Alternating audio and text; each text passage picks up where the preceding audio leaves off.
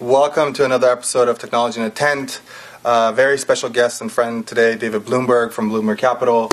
David, welcome to the show. Thank you for making the time and joining us here at our tent. Thank you. Shukran wa salam alaikum. Wow, your Arabic is better than mine. So I speak Farsi, but no Arabic. So I'll say merci. Merci, yes. Okay. Anyway, David, so you are kind of a godfather in the VC world. I realized that you've been a VC since 91. Is that correct? 91, 92? That's right. Out of diapers, I went straight into venture and capital. that's really interesting to me because I was 12 or 13 at the time. So Harvard, then Stanford. Yes. Obviously, did you always know that you were going to be a VC and that's what you loved doing, or how did it get started? Well, I'll go all the way back. Yeah. First in high school, I thought I wanted to be a scientist, a doctor, something like that. And I went on a tour with the Boy Scouts of all the medical institutions in LA, UCLA, USC, the medical school, the dental school, the anatomy lab, and all that, and hospitals.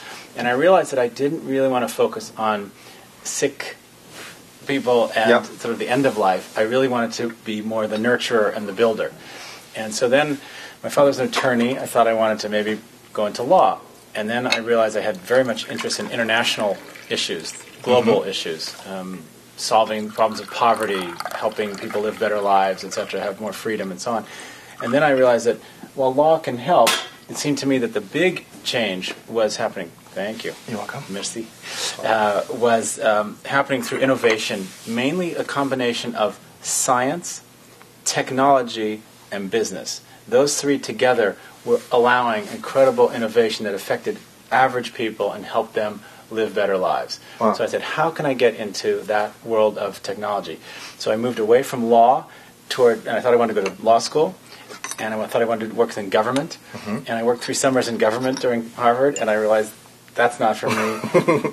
I want to go to business school. I want to be a business person. I want to work with technology, entrepreneurs. So I didn't know that it was called venture capital, but I was tracking myself to a career working with entrepreneurs. Interesting. I also recognized that I had sort of a short attention span. You might call it adult ADD. Yeah. Join the club. And so I realized that for most people, if my parents' generation, they had had a career where they worked for basically one company for 40 years. And then, as we say, retired and get a gold watch. Thank you very much. Or get laid off. And they have a retirement. And today, in a much more volatile economy, they get laid off. Yeah. So even then, I had read a book called Megatrends by, I can't remember the name, the fellow, husband and wife team. But they were very prescient in their forecasting about the future. And when I was in junior high school, they said, your generation, talking to people of that age, you will not have one job for your career. You will have many jobs. And many of the jobs you have not even been invented yet. Wow, that's awesome. How right they were. That's perfect. So I thought, I want to be involved not with one company, even a good company like IBM. I don't want to have a career working just at IBM for my whole life. I want to work in a bunch of different companies, help solve many different problems, and have ownership. Not just get a salary, but actually be an equity owner, helping build these companies. And that's what venture capitalists do. So I didn't know what it was, but I tracked myself to a place where I found the career of my dreams at a very young age. And I'm a very happy guy. Yeah, because, I mean, you obviously have been through the dot-com bubble and bust, and, I'm assuming that investments and startups and the ecosystem innovation have completely changed in these last, 20 years. At 91, I think I read Donald Trump's The Art of the Deal, and it's actually stuck with me because my Twitter handle now is Chief Deal Maker. So I just love that little deal making kind of thing. It's the Middle Eastern, I think, culture in me as well. But I was the same way. I never once thought about a corporate job or clocking in, clocking out somewhere. And I just love that, the excitement, the risk, and the kind of being able to set your own kind of ceiling and pushing the envelope. And really being in charge of your own destiny. So really quickly, I've been to your office a few times. Yes. What I like to call Blumberg Capital is a boutique venture fund, because when you go in, it feels very comfortable. But we have a lot of kilim. That's cool. I haven't seen them, but just the office feels really comfortable. And so in the back room where the meetings happen, there are how many of those plaques are there? How many investments have you done? Oh, wow. Well over 100 over the many years. Yeah. But In this current, last fund was fund number called Blumberg Capital 2. Yeah. That had 45 companies in it. We've already sold 5 of them. Wow. We have only one death so far of a company. Okay, one death. Okay. No people were killed, but the company did not survive. Then in the new fund, which is called Fund 3, we have already, I think, 8 companies. Wow. I'm not sure they're all announced, but we have Okay. those. You asked a question a moment ago, or you raised a point that I think is extremely important for the audience to understand, and that is the changing nature of the economics of startups, Sure. and how that's changed the venture capital industry and the role of entrepreneurs and all the ecosystem around it. And for people who don't live in Silicon Valley, it may be harder to see from afar, but here are the important points.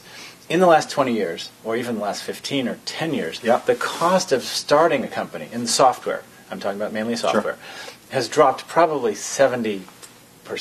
Something on that order. Don't crucify me on the exact numbers. It might be more, I would think. It could be more, but there's a range, and it's a very significant drop in cost. I don't know any other industry, healthcare, education, logistics, where the cost of things have dropped 70% in such a short time. Yeah. Now that's happened because of cloud computing and the drop in computer costs and in bandwidth costs and outsourcing and open source technology and a variety of other things we know well. That has changed the average amount that a company needs to raise. So on the one hand, the venture funds, many of them established, are quite large and have $1 billion or so under management, and they need to invest rather large chunks of money, $5, $10 million at a time, often. That's not what the entrepreneurs today are coming to ask for. No. Right? What are they typically looking for? At the beginning. The companies that I've dealt with in the last couple of years, and there's been a couple thousand of them, it's usually a seed round in the 500,000 to 700,000, and then maybe an A round if it's a little bit further, $1.2 million to $1.8 million, maybe $2 million. But so times have changed, and I think it's the idea of building something quickly, and if you're going to fail, or if you're going to pivot, which obviously happens a lot.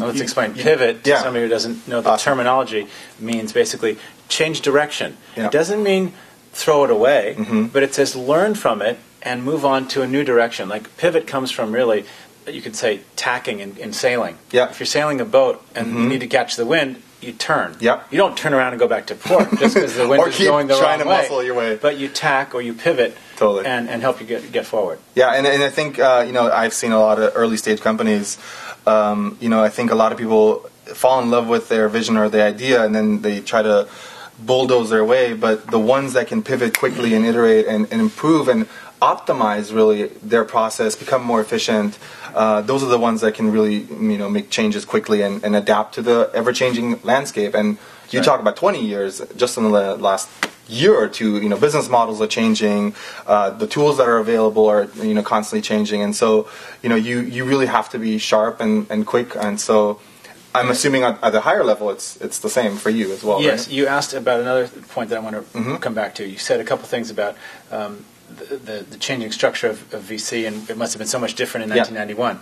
In 1991 and through really almost 2000, there was a huge emphasis on what we would call enterprise software model, the classic enterprise software model. Now that model is quite linear in its growth. Sure. And basically you start with engineers, but very quickly you have to have marketing and sales department and customer service and technical support and a whole bunch of what we call sort of overhead in a company. That's very expensive. So these companies required more capital intensity, and often you had to buy your own hardware, big Oracle servers and Sun servers and Oracle databases and so on. Today, a lot of that is gone because there's such incredible infrastructure that's publicly available. The internet, cloud resources, the mobile network, just being able to reach billions of people mobile, or social media, reaching people almost for free through the power of a well-timed and well-articulated tweet, or a very impressive post, or an incredible photo. Those things can now go viral, as we know, and they tap into human emotion, human need, human desire, and good and bad. Yeah, of course. It can be good and bad. But the ability to reach millions of people, billions of people, has never been this way prior to just the past 5-10 years. This is dramatic time change in life. So we've had a drop in the cost of starting a company. We've had a much easier way to reach bigger markets, right? And that has changed dramatically. There's a third thing. The enterprise model has changed into what we call the SaaS model. SaaS stands for software as a service. And instead of selling a large enterprise installation that had customization risk, it had services requirements that are usually lower margin, instead of that purchase, which had a lot of risk for the customer, because they have to make a big bet to buy $1 million or $500,000 software bet, instead we can rent them the software and try it. And they can try it for a few desks and a few users, and then it can scale up pretty smoothly for many users. Do you like that model? Is that like one of your... Oh, yes. Do you like the subscription model? SaaS? Very much. And so is your focus now B2C? I know Jeff Clavier said that's all he does. But do you still do some enterprise stuff, or do you see some... Remember, I have ADD. Yeah. I can't be as focused as Jeff. We like a lot of things. We say, really, if you take a 300-year view of history, let's take 3 centuries each at a time. The 19th century, the big difference, and basically, before the 19th century, the world kind of sucked for most people. There was 99% of people who were basically serfs, slaves, or in poverty. And they had no rights, generally, until the Enlightenment in Europe started, and then it started spreading across the world, and of course the Arab Spring and so on gives potentially hope, although there's some risks there too. So the 19th century, the big change with the birth of the financial markets, the bond market in London allowed entrepreneurs to get access to capital. And with that capital, they revolutionized the first big things: agriculture, mining, and transportation. That was a huge change in the 19th century. The 20th century, we saw gigantic change, especially led by the U.S., Germany, England, France, and Japan, manufacturing. So manufacturing became extremely efficient in the 20th century. 21st century, I think, and our firm invests heavily in the area of what we call service economy innovation. The innovation that is in logistics, transportation, healthcare, IT, entertainment, leisure, all these businesses, financial services, all of them are service economy businesses. More than half of the world's GDP comes from service businesses now. 80% in the U.S. Wow. And most of the employment in the U.S. is in service businesses. So we're seeing great innovation. You can think of it in 2 ways. One, algorithmic innovation, where you can do where a computer algorithm, a mathematical formula, can find the optimization for pricing better than any expert merchandiser in a retail store when it's very complicated. Adaptive and on the fly. Adaptive, on the fly, distributed, etc. But, for example, something that Facebook made an algorithm that allows the social mesh network to people communicate that way. You could do it in the village square in the old days, and now it's available through the Internet. So those kinds of algorithmic innovations augur or portend or show us that the future can be vastly different from the present in a very positive way generally, because it makes the cost of things lower for the average person. So we're getting 1 billion phones sold a year now. Crazy. Right? Smartphones. And that means that people who've never even had a computer in rural India, Bangladesh, South America, etc., places that are generally poor but rising very rapidly, are going to jump into the computer age because they'll have a computer in their hand.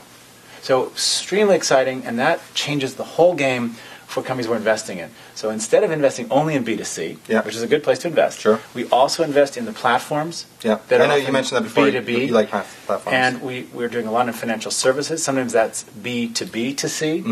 So we're not dogmatic about whether an innovator wants to only sell to consumers or an entrepreneur wants to sell to businesses that then sell to consumers, or just business to business. All are fine with us.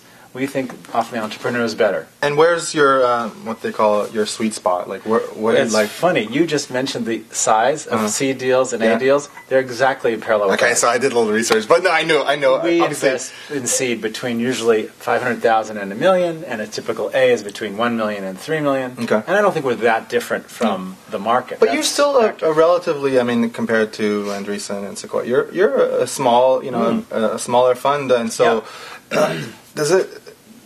does it scare you a little bit sometimes when you've got a bunch of money committed in a company and you're like, okay, we've got to participate in the next round, or sometimes you obviously don't. So I want to talk about a couple of companies really quickly. I'll just say, not being scared. Have courage. Life is not a dress rehearsal. But I mean, this is it. You're investing in LP's money, so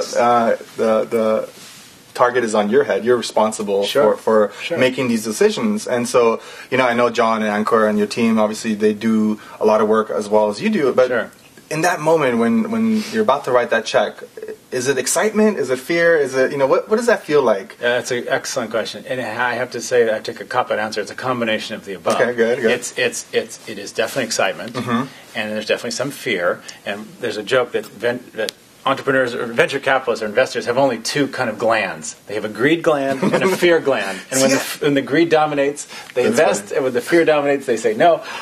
Sometimes those glands are not. Is it emotional sometimes? Oh, of course, yes. Because let's talk about one company specifically, AppBoy. Sure. So we have a funny story. A couple years ago, Christine asked me to manage your event in Austin, which was basically you guys and Intel Capital listening to pitches. So we had 60 slots and 500 people applied. So I ended up squeezing 90 people to pitch you guys, and it was really amazing event. But we had this overflow of companies. So what did we do? We had an RV. We did ad hoc VC pitches on an RV. Yourself, John, Bipal, a couple other VCs were there. And so AppBoy, Mark, who's a friend of mine, also fellow Iranian, I remember in the back of the RV, that's where, I don't know if the conversation started there, but I know you guys were talking, and then literally 2-3 weeks later, all of a sudden I saw the TechCrunch article, and now I think you've invested again, the second round. So speaking of pivot, he's pivoted a little bit. I remember the model was different. But, it's funny to think a conversation about an investment starting in an RV or in some casual, encounter, and then that relationship blossoms into what I would say in your case, a partnership, because I think you guys are involved with the companies, and being a smaller fund, it allows you to, have that personal, emotional connection to the entrepreneur. And, sometimes I'm assuming that that's also a factor for you to make that decision, not just the business model or the market, but the entrepreneur himself. I think the story exemplifies, and I can maybe give a little detail on it as well, several different excellent lessons. One is about persistence. Mark Germazian is the entrepreneur at hand. He had pitched us on this idea several times before. Okay. And maybe I was in the right mood the last time. Maybe it was your hospitality.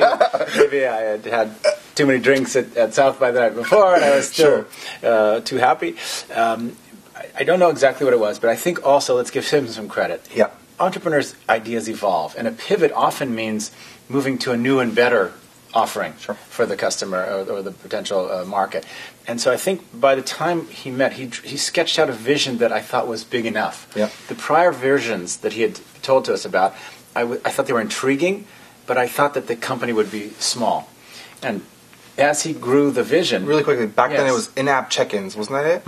And then now it's a game CRM. It's not just games. It's a CRM system. It's a whole platform for mobile apps. It's amazing. It ties to the potential of advertising and targeting, because it can allow people on an opt-in basis to have the app identified user and the app user identified with the web identification. And so you can tie together and cross-market and advertise to people both on the web and on a mobile. And mobile obviously know where they are, but then on the web they spend maybe more time. So great tie together. So CRM plus targeting ability, and great user statistics and analytics. I saw you gave me a demo at App Nation, and I was like, where did this come from? You know? But I know obviously they've had a lot of success, and it's really exciting to almost have this personal connection. And hey, I was there and I heard it. I heard it first, and so they've had download. They've partnered with apps that have over 50 million.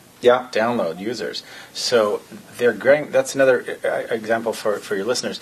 The issue of B to B to C. AppBoy is a platform that partners with other mobile app developers. So that's B2B. And then those app developers, of course, are selling or offering their apps to millions of users around the world. And through that, AppBoy gets distribution ability. So there's the partnering that goes on so much in the Silicon Valley. And I think that's an important point to emphasize here, is that these are not all about competition and dueling to the death. Often it's an ecosystem where 4 or 5 different groups come together. For example, you offered, I think, as a volunteer to help us on that Oh, yeah. Blumberg Capital, Intel Totally. Capital party. Yeah. And through that, we became acquainted. You then offered to help us with that startup bus. That was through Founders Institute. Yeah, it was just kind of Another a side great- project that we came up with. Right, Because and Founders Institute, another great organization that helps train entrepreneurs and spread the word around.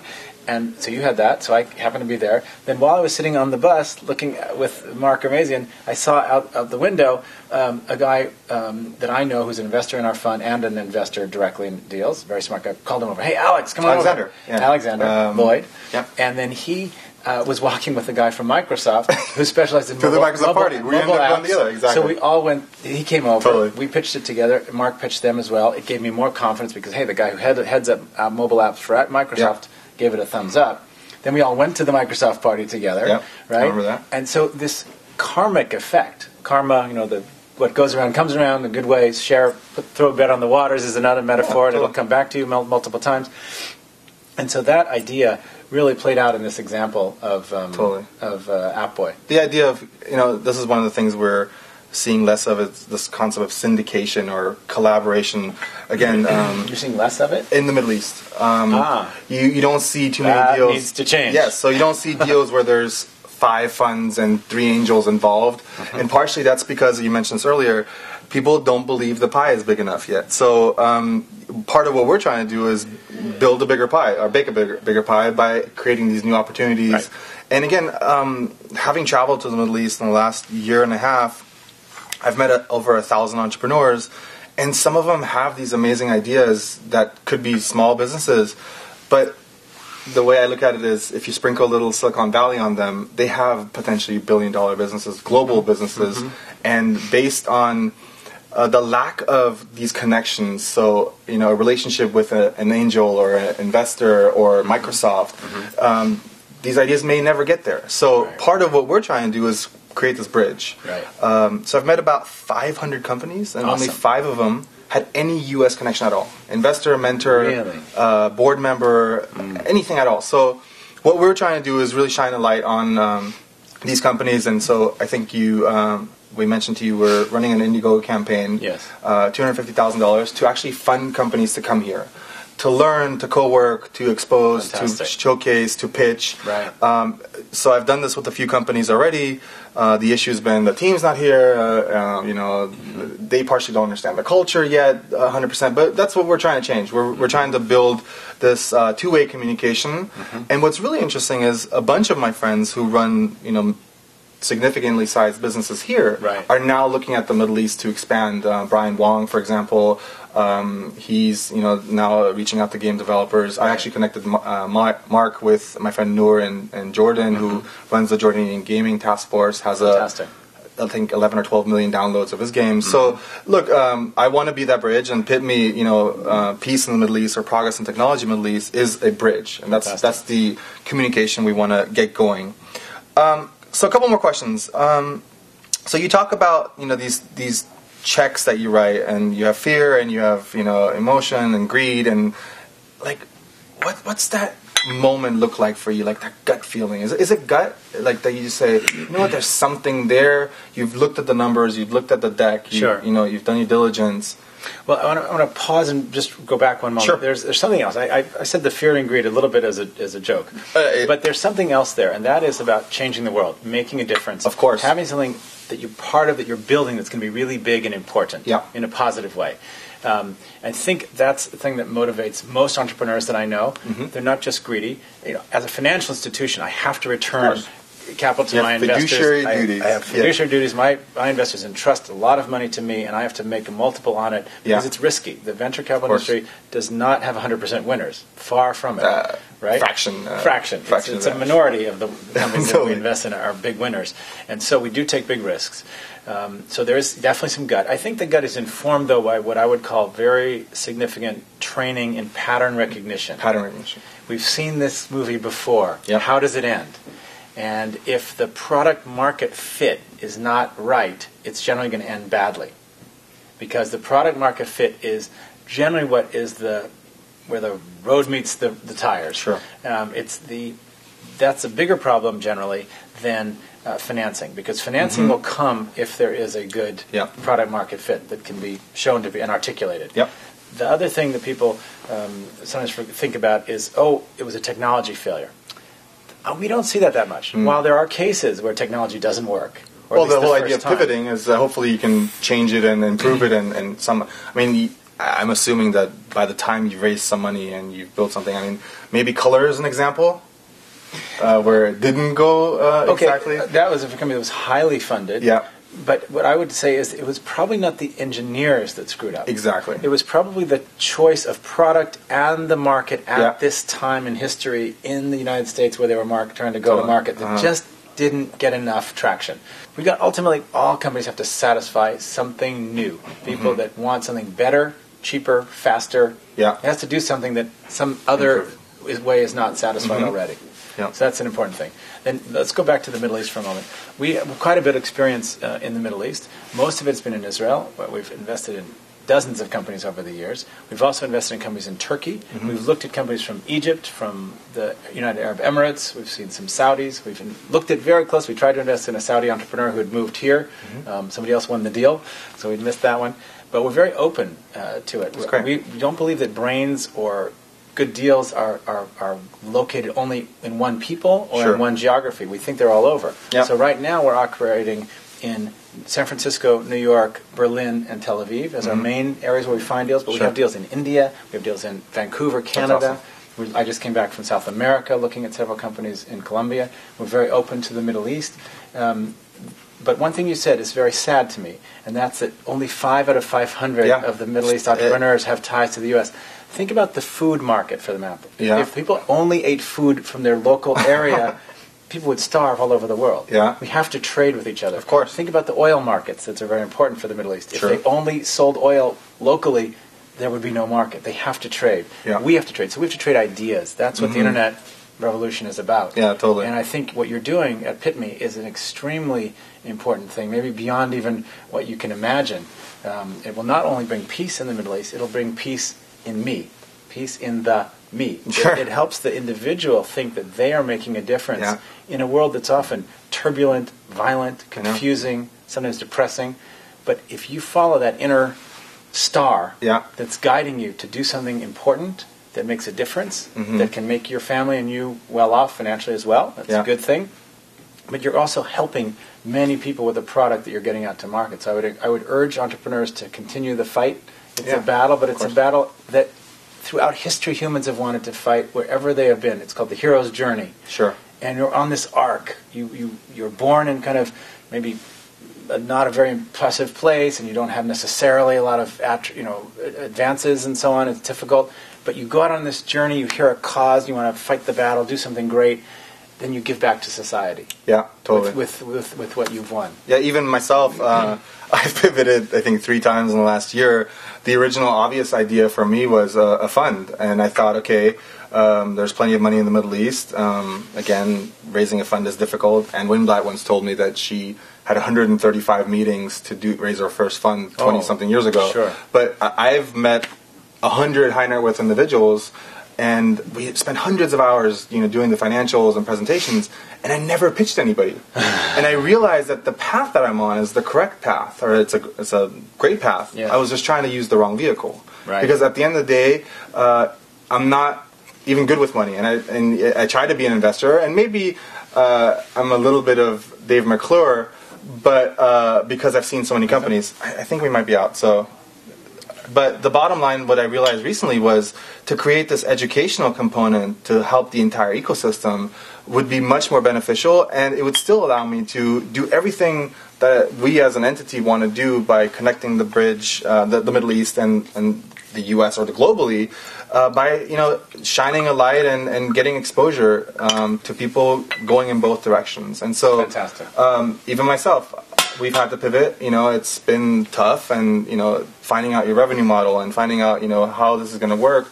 These are things that, for me as an entrepreneur, now with this venture, are constantly evolving and changing, and it's exciting. I'm excited about what we're doing, and I think your attitude is perfect, because this idea of Google, for example, won't invest in a company unless they're here, and so you would think Google is this powerhouse and they have a bunch of money and they could really support entrepreneurs in the region, and they have a presence, but they won't invest in a team that's not I based here. think that's very short-sighted. I'm very surprised. I didn't know that about Google, and I even challenge you. Are you sure that's true? Yeah. We've pitched them, and they said literally they will not invest in non-U.S. based or U.S. entities. So really quickly, so we have a thing that we do. It's called Lessons Through Stories. Sure. So the idea is we wanted to have our guests tell a story about a lesson that they've experienced or something funny or inspirational.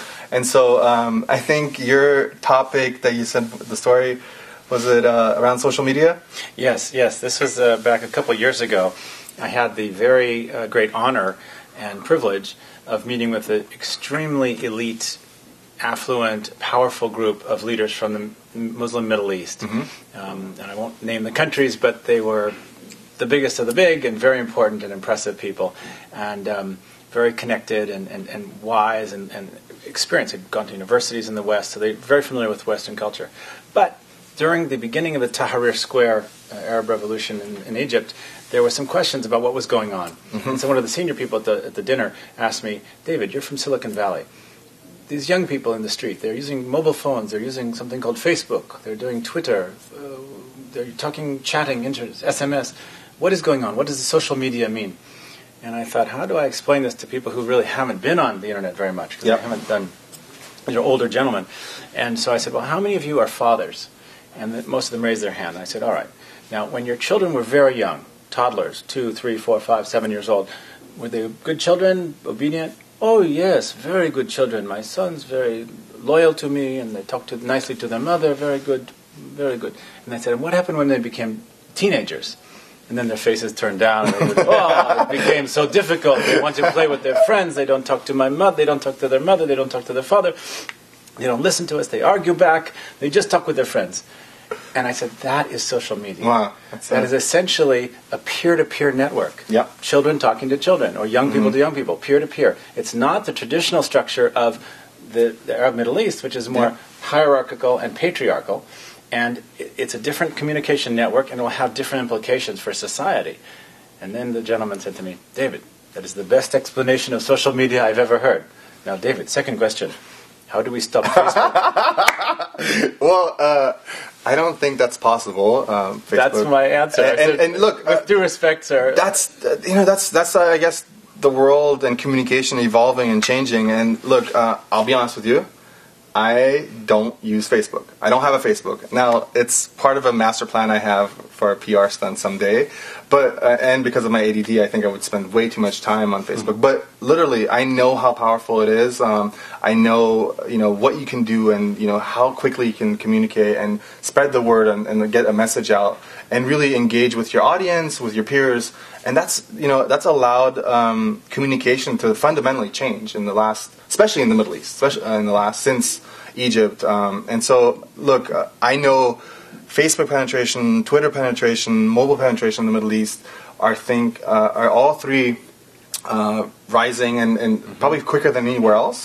Partially because now the GDP is going up, middle class is growing, and it's becoming the norm. So it's an exciting time. Totally exciting. And I want to give you an area that's maybe completely viewers would think completely unrelated. I'm going to go to financial services and helping the middle class rise up to better life. Now, one of the defining characteristics of middle class life in Europe, Japan, and U.S., North America would be access to credit. Sure. Borrowing, the ability to buy a home, get education, buy important facilities for the home, and so on. Now, that, in many countries, is very difficult. Yeah. The banks are very conservative. It's very hard for people who are poor but rising, want to finance their own education, et cetera, et cetera. Using Facebook, but not only Facebook, any social media, we can sort of partner with these people and get them to share their social graph. Their social graph is their network of friends. Yep. We can see where they went to school, who their friends are, how stable they are, what they talk about, what kind of job they have, and we can then make a credit decision. And we use it as a proxy for a credit score in the United States we call FICA. Yeah. Many countries don't have FICA scores. So this is a company called Lendo, L-E-N-D-D-O, that we invested in. They're based in New York City. Their first markets are in the Philippines and in Colombia in South America. And they have thousands of users now. They're growing 15% a month in membership. It's extremely exciting. And it's all because Facebook and other social media graphs allow people to share information about themselves, and we can then make a determination about these people, help them get access to credit. And you know what? One of the two major things that they're using it for right now? I'm assuming building businesses and education, yeah. Financing their own education to a higher level, and buying cell phones. Oh, smartphones. Wow. Smartphones. Awesome. Because a smartphone is a computer in your pocket. Yep. Yeah, it's funny that you mentioned this. Someone told me once that Facebook will end up becoming a bank. That's Lendo. Yeah. Please. Okay. All right. So then okay. So we will cheerlead for Lendo. David, thank you so much for joining us. We have a couple of things for you. One of these T-shirts, I hope, will fit. It's a medium or a large. You can decide. Fantastic. And then, merci, shukran. Thank you very much. And then, peace in the Middle East. Please, it's a good don't wish. hate me for this, but we have baklava from Beirut for you. And you're just trying to make me fat. You know, my wife, she tries to hide these from me, but it's so good. I love them. So anyway, thanks for making the time. I'll tell you, my partner spent 5 very wonderful years in Lebanon, in Beirut. He worked for the French ministry there in their embassy, and loves his time there. And we still have friends there, and someday we'd like to go back. So you know, it's funny to Beirut and to the wonderful lukum and burma and baklava. See, you know these things better. You know these things better than I do. Al-kefek. Kois. Wow, that's very good. You know, that's good. David, thank you so much. It was a pleasure having you, and look forward to seeing you in Austin. And also, you know, I would love to introduce some of these entrepreneurs to you. And I'm telling you, there are some amazing opportunities, and we'll send them your way. I like that Egyptian one that's doing algorithmic question and answer. Kinjin is an amazing company. Send them our way. Hytham is a good friend, and I will send them your way. Thank you. Guys, we'll see you next time. Peace in the Middle East, and we're out.